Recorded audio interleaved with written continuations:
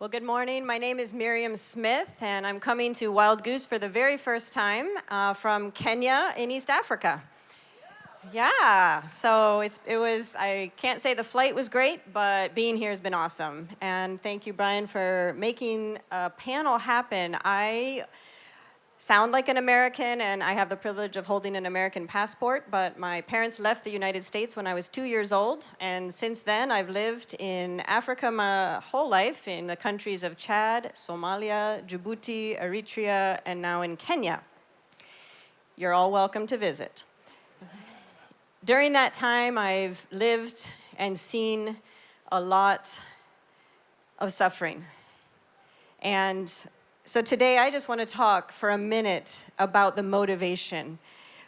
I'm the founding director of Eden Thriving, which is a 501c3 that aims to cultivate thriving lives and flourishing landscapes by addressing the environmental roots of poverty. And whether we believe it or not, what's happening to our environment is directly causing great suffering in the poorest countries of the world. And it's not our right or our privilege to just get to say we don't care, because you do care. And so that's what got to my heart. I believe that the baseline of social justice is love God and love your neighbor. And I suppose we're all here because we believe that. Nobody thrives alone. Kenyan children don't thrive without you doing your part in climate justice. And I believe with Pierre de Teilhard de Chardin that divine love is seen in the physical forms of creation. You are divine love in the form of you. That tree is divine love in the form. Love is the womb of God. Love is the creative energy of everything around us. And when we talk about loving our neighbor, this universe, our planet, her oceans, her wondrous creatures like the African elephant that are just getting literally shot down from helicopters with machine guns for their ivory. These rivers is our neighbor. Have you ever thought about it like that? Love God, love your neighbor. But we've been so myopic to think that our neighbor is only a human. And you're here, just look at your neighbor for a minute. Look at your neighbor. What is the essence of neighborliness? It's connection, it's intimacy, it's getting to know one another, hanging out. And if it's actually the baseline of justice, isn't it? When we get to love somebody and they're our neighbor. And the one neighbor we all have across this entire globe is creation, is the natural world. There is nobody that exists on the planet that doesn't have creation as a neighbor. And guess what? She's suffering. She is desperately suffering. She's hurting. And she has no voice except yours. She is crying and we can't hear her. We see her, we walk right by her, and we don't notice. Have you stopped this morning to tell this river how beautiful she is? Have you said thank you to that tree for sucking up all that nasty carbon and giving us oxygen to breathe? Have you thanked your neighbor this morning for that wonderful grass and soil you're sitting on? She's so generous, like the womb of God. Generous seeds that grow and produce the food we eat. She is our neighbor. And she's oppressed. And if you are living, well, let me say this. If you are a human here today, I don't care what color, stripe, orientation. I'm still learning about all that stuff. I live in Kenya, so please forgive me. But all I know is you're humans. If you are a human here today, you are in a privileged position. No matter what community you come from, on the face of this planet, if you have a voice and a heart and you are a human, you're in a privileged position. And my friends, those of us who hold passports or green cards or permanent residency in the United States of America, you are doubly, triply privileged. United States of America is a nation of great wealth with a huge, huge voice, like she was saying. Then you're in an even more privileged position. And what would happen if we truly loved our neighbor? I was at a Faith in Place conference in Chicago and stopped by somebody's table. I think it was the Sisters of St. Joseph, and I wish I could give them credit better than I am, but they had a magazine on their table, and the line on the front of that magazine said, "Live boldly as if love mattered." Live boldly as if love mattered. And if love matters to you, you'll take care of your neighbor. You will look, you will see, you won't run away from the cries, whether human, but today we're talking about our neighbor, the earth. So look at your neighbor, get to know them, see and discover this amazing, interesting, beautiful, complex neighbor. You can't get a better neighbor than creation, I don't think. She never talks back. And she shelters us. And in the name of love, let's do our part. One of Eden Thriving, I invite you to talk to me afterwards and find out more about what we do in Kenya. It's because we care about our neighbor, both across the world. We work with vulnerable children and youth and women. We run 5 different programs which focus on environmental education from a sacred perspective. And we have a plastic recycling center that employs women that used to live in a slum, and Anastasia today is going to bed tonight with 70% more monthly income because of that recycling center that she works at every day. And Francis, a boy from the village who had never left his hometown, that used to be a forest and had 6 clean water springs, now down to 1, children literally spending every hour after school collecting firewood. Francis now works for Eden, and he is so passionate about trees because he was in our Eden Environmental Club, and he learned what a tree does. He'd never known that before, and he saw how generous this neighbor, our earth, is, and he decided to spend his entire life, or so far, working. And so he's a 30-year-old now, was in our club when he was 16 or so, and his life has changed. And he's influencing now his community. And just to end with this, that in Eden, one of our favorite quotes is by a French guy named Marcel Proust that says, "The journey of discovery consists not in seeking new landscapes, but in seeing with new eyes." I've been in many countries, and I've had many neighbors, and I've been privileged to have beautiful friends. But it doesn't matter if I stayed in North Carolina the rest of my life, which, by the way, I was born here, only lived here for 1 year, but I can see with new eyes if I'm willing, and I pray that you'll see with the eyes of love, and I leave you with that. Live boldly as if love mattered, and listen and take care of our neighbor, the earth. Thank you.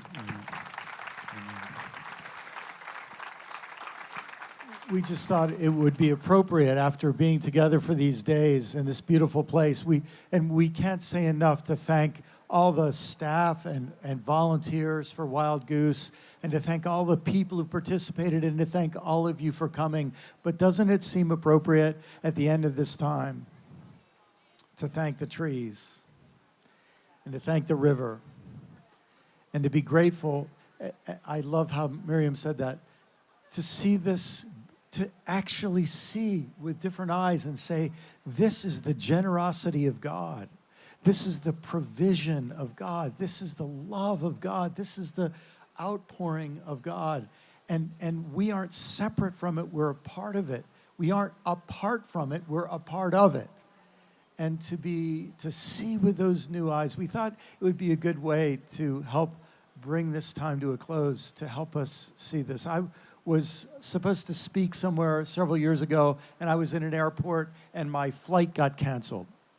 And I was in line, and you know how tense you are when a flight gets canceled. And I was way at this long line for United Airlines. Thank you very much. And they, I worked my way up, and I'm about 3 people from the front, and I looked at my watch, and I just said, it's too late. I'm going to miss my speaking engagement. It's just too late. And you have that sinking feeling like, I can make it, and it was too late. I wasn't going to make it. And there's me, and there's a guy in front of me, and then there's a guy at the desk. And this, guy walks up, butts in front of the line, and goes to the desk. And the fellow in front of me, it was his turn next. He looks back at me, kind of goes like this. And he walks up to the fellow, taps him on the shoulder, and he said, I hate it when people butt in line. And then he stepped back. And I suddenly felt better because it felt like this guy is going to get away with this because he's so arrogant and he's not listening. But what struck me, I started philosophizing, that's what I do, about it. And I said, I was just a witness to the power of a non-directive statement. He didn't say, get out of here, you blankety blank. He didn't say, you're such a... He didn't start a fight. We didn't have a fist fight. But he wasn't silent either. Tapped him on the shoulder, said, I hate it when people butt in line. And then stepped back, and he wasn't, no fight. But the flow was interrupted. And the guy didn't get away with it without being confronted. Well, maybe one thing that you could take from this place with you is the power of a non-directive statement. And I'd like to give you one. If you like this one, use it. If you don't, you can come up with a better one, that's great. But here it is. Here's my suggestion. If you were to try at least once a month in the next year, just drop this little statement. It's very simple. It has 2 parts. It goes like this. I think we humans need a new relationship with money and the earth. Now, nobody's going to freak out about that. And in fact, they probably won't understand what you're saying because it's a little bit vague, but I think it has a certain amount of intrigue. Want to try it? I think we humans need a new relationship with money and the earth. And that's one of the little non-directive statements that I think we can help get out there. And if enough of us just keep saying it, I think we need a new, you can tweet it, you have permission, stick a little hashtag in front of you want. I think we humans need a new relationship with money and the earth. And that maybe starts conversations. Because here's the thing. The attitude of domination of human beings over the earth, the feeling that we can exploit the earth, is deeply connected to the exploitation of men over women. And it's deeply connected to the exploitation of white people with their supremacy over black, indigenous, people of color. The spirit of domination is there. And so we start the conversation. We interrupt the flow. We take action. We find out that the next 3 months turn out to be, and a lot of people don't know this, now you do. These next 3 months will probably be 3 of the most important months of the history that we live through in relationship to the earth. So much can happen, so much can change, and it begins with a new way of seeing. It begins with protecting and saving what we love, and maybe having the courage to just utter a non-directive statement of truth that maybe will lodge in people's minds and helps tip us in a better direction. Those of you who are deeply knowledgeable about the situation that we face in our planet, and it's because of human beings, and it's because of human systems, and it's because of things that none of us can point the finger at somebody else. They're the systems that sustain all of us. This is a huge, huge change. And those of you who know a lot about it, you might be tempted to despair. In fact, you've probably heard the saying, if you aren't tempted to despair, you haven't done your homework. But here's the thing. If you become a victim of despair, you're like a person at a crime scene or at an accident scene who passes out at the sight of blood and can't help us do the triage work that needs to be done in this critical time. So I'd like to invite you, I'd like to give you permission. If you've lost faith and if you've lost hope, don't lose your love. Let's live by that love. We'll have a final word from each of our dear friends here, and we'll trust you now to just quietly take this with you and translate it into action.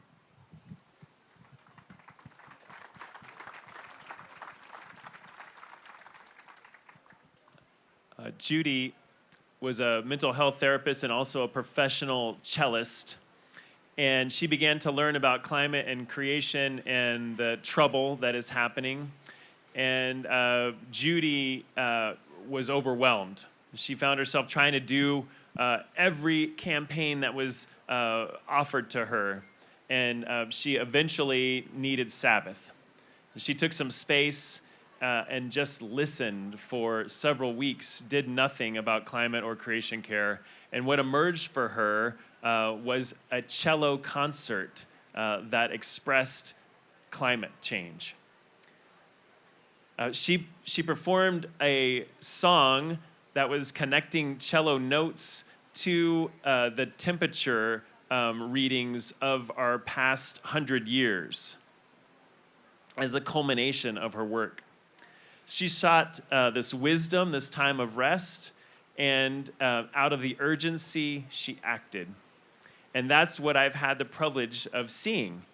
Faith communities and neighborhood groups are seeking wisdom, and they're acting. I want to invite us to continue to listen, first to nature, our guide, our neighbor, and you just got a little taste of that. We have wisdom to remember from nature. Invite us to listen to God within ourselves, that the busyness and the urgency is so tempting to try to act all the time. And I know that my friends that are church folks, clergy, and volunteer, that y'all are exhausted. I just know you're hurting. And so I want to honor that suffering, recognizing that asking you to do one more thing is really challenging right now in the time of COVID. I'm going to invite you to listen to God in your community, because God is already moving in your communities. God is already moving in your communities. I'm seeing it in places like in Baltimore, where Heber Brown III is created the Black Church Food Security Network, connecting Black farmers with urban congregations, serving food and solidarity. I've seen it in Creation Care Alliance and in Green Chalice, our denominational work, where congregations are not just looking at solar, but they're looking at resilience of land. How might we provide housing on this land? How might we grow food on this land? How might we provide energy from our buildings to our neighbors? That this resiliency is moving in congregations, in your congregations. I'm seeing how congregations are listening to the suffering among us. Not just for those that are voiceless among us, but also for those of us that are awake and are grieving. And so we've helped establish the eco-grief circles and a curriculum to provide pastoral care for those of us that are crying out. Sometimes it looks like anger. Sometimes it looks like checking my phone every 5 seconds or another glass of wine. But my grief is present and real, and we are not alone in that grief. And lastly, we're invited to listen for joy, to tend to joy, not just to act and to honor the suffering, but to pay attention to where there might be light in this world now. Just like they've said, I'm seeking love first. Thank you. This one work? This was my very first sign that I made so I could walk and march at the many climate rallies that I have been to. And you can see it says, I pray, I act, I vote for the earth. And this is actually a word cloud that makes up the United States, with lots of other beautiful words of creation, stewardship, clean energy, sustainability, wind, environment, green jobs, renewable, life. As people of faith, we seek the truth and we speak the truth. And we need to speak truth to power and ignite that power and light within us. This is what we're talking about. This is what we're here to do. You can see myself and many of my friends are wearing this shirt that says #ActNow, and then in little letters on climate. There's signs. I have t-shirts that I brought over there. I wish I had one for everyone to take home 10 of them. But there's enough to be distributed that you can go back into your community, and then I can give you more. Because now is our time to show up. And so the Act Now on Climate campaign is happening all over the country with different organizations. There's lots of logos back there. Every environmental organization in the country is part of the U.S. Climate Action Network. We need you. They have called upon us as people of faith. I am sitting at this table, and they are looking to us. The scientists have done what the scientists can do. The environmentalists have done what the environmentalists can do. We need new messengers, and they are you. So, as Brian said, these next 3 months are incredibly important. There is a lot going on. I mentioned the UN climate negotiations that are supposed to take place, and we are also in the process of asking potentially for it to be postponed out of respect for the dignity and life of countries that have not had equitable vaccine distribution. How in the world can we have an international gathering when only rich, predominantly white countries can show up? And that's our other message, that this is all intersectional. We're learning more and more about intersectionality every day. I love Miriam speaking about our greatest neighbor. And I push back a little bit because creation is definitely talking to us right now. and can we hear her? And you know, in the news, I'm really, really impressed. Finally, people are linking these global catastrophes and extreme weather with climate change. No kidding. So again, who are we as people of faith that seek the truth and speak the truth? This is our time. Let's come together, be as visible as we possibly can. I'm here to help you do that. We're all here to help you do that. We are here together. We love you. Let's do this. Let's win. We can do it. Thanks. And thank you for pushing back. I totally believe our neighbor sings to us, speaks to us, and cries. Can we hear it? So I just want to tell you a little story and offer a poem I wrote as a prayer to finish out. I just wanted to make clear that I do live in Kenya. I live in a town outside the capital city of Nairobi. I live in Naivasha. And right next to my house, a golf course development was going in. And when we moved there, I live next to a river. My husband grew up in Kenya. We raised 3 children there. My son was born there. It's home. And this beautiful place was wild next to my house. And I'd walk, I'd run, I meditated, I would just enjoy it. Somebody bought it and started with the bulldozers. And my husband went out and was standing in front of the bulldozer saying, no, that's an indigenous wild olive tree. Don't cut that. No. And, but there's not much we could do. And pretty soon it was bulldozed and the topsoil gone, in the river polluted. And then the man died. And the loans he had taken out to develop the golf course mean that the bank now owns the land. It's something like 850 acres, not a huge amount, but in Kenya, land is very valuable, very expensive. And so I never stopped walking, running. And every time my foot hit the ground, I would say this prayer, and I hope it comes off okay, is for God's glory and not man's greed. And what I mean by that, by God's glory, is visibility. That everyone could see God. see love in this place rather than man's greed. And all I could see was man's greed, and I was heartbroken. And then one day the bank said, okay, this land, we've had enough, we're putting it up on auction. And I just went out and wept and came home and wrote this poem as a prayer. And for me, it was personal. This was my little piece of Eden that I prayed and loved. And for you, maybe think of a place that you feel is destroyed and that your heart breaks for. Maybe it's near your house. Maybe it's near some place you visited. I was in a group yesterday, and I don't remember her name, but she was brokenhearted because one of her favorite places had been burned in wildfires. Maybe that place. I'm going to call this place Eden because I think that's the archetype of our hope for beauty. So do as you want. Close your eyes or receive it in that spirit. Her name is Eden, her beauty renowned. A necklace of diamonds sparkles as it flows down and around her neck, the light dancing joyfully over each droplet. Have you met her? Her skin is dark and moist and healthy, covered by folds of fabulous color, blending 100 shades of green into rich brilliance, allowing sparks of yellow, pink, blue, and red to surprise her as they wish. Has she surprised you lately?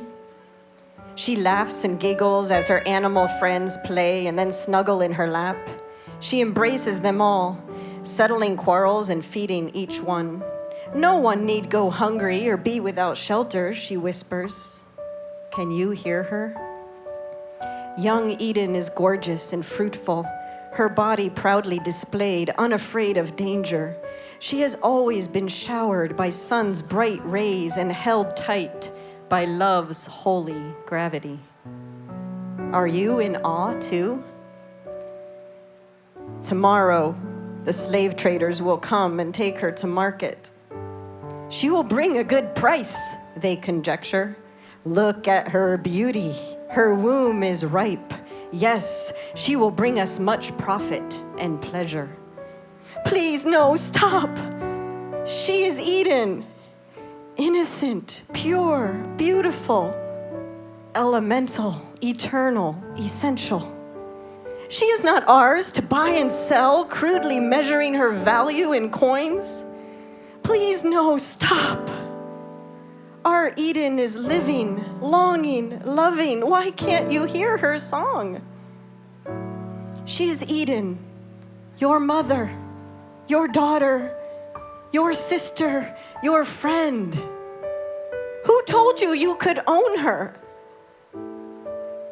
But she knows how this goes. She's been here before, on the auction block waiting.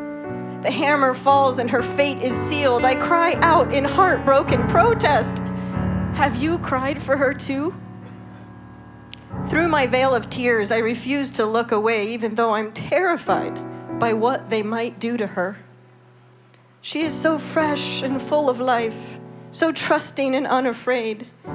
She looks at me and smiles. She knows me well. I've tried my best to learn her language and listen to her song. I've massaged her soil with the touch of my feet. I've whispered hope and healing into her bones and gratefully received her gifts. I ache to be able to redeem her and release her, to tend and care for her the way she cares for all her friends. They miss her so, and she misses them. They used to brush her hair, tickle her skin, and make her laugh.